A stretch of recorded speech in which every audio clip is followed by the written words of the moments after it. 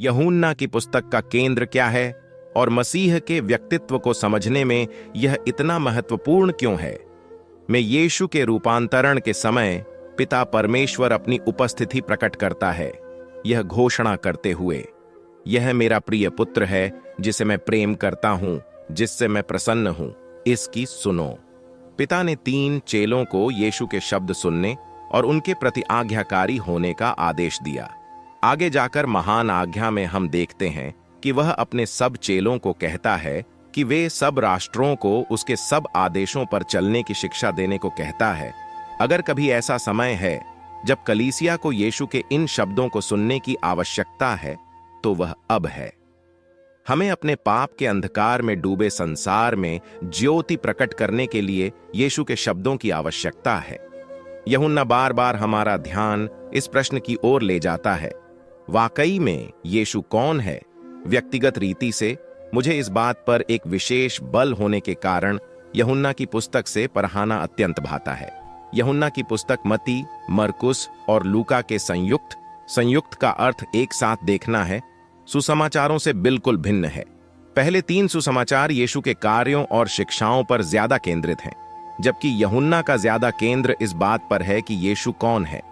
यह संभव है कि यूहन्ना ने पहले से ही वह पर्श लिया हो जो अन्य सुसमाचारों के लेखक यीशु के बारे में लिखते हैं, क्योंकि ज्यादातर बाइबल समीक्षक मानते हैं कि यूहन्ना का सुसमाचार लगभग 90 ईसा पश्चात लिखा गया था।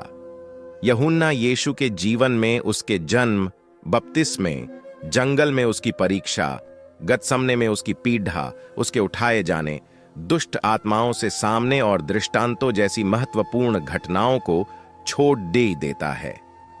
यूहन्ना कई ऐसी बातें भी शामिल करता है जिनके बारे में औरों ने नहीं लिखा, जैसे कि यीशु द्वारा पानी को दाखरस में बदलने का वाकया, जिसे यीशु का पहला आश्चर्य कर्म मन गया कफरनूम में, राजा के कर्मचारी के बेटे की छंगाई, बैतहसदा के कुंड पर बीमार की छंगाई, जन्म से अंधे आदमी की छंगाई, लाजर का जिलाया जाना और मछलियों के पकड़े जाने का।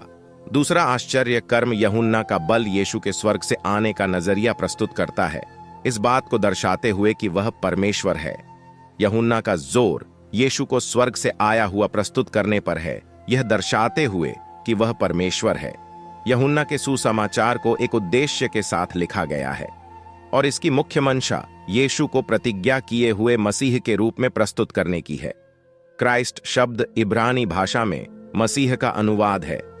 इस पुस्तक का मुख्य पद इसके अंत में मिलता है, परंतु ये इसलिए लिखे गए हैं कि तुम विश्वास करो कि यीशु ही परमेश्वर का पुत्र मसीह है और विश्वास करके उसके नाम से जीवन पाओ। यदि यह जानकारी आप सभी को अच्छी लगी तो कृपया वीडियो को लाइक करें, शेयर करें और YouTube चैनल को सब्सक्राइब करें। जय मसीह की।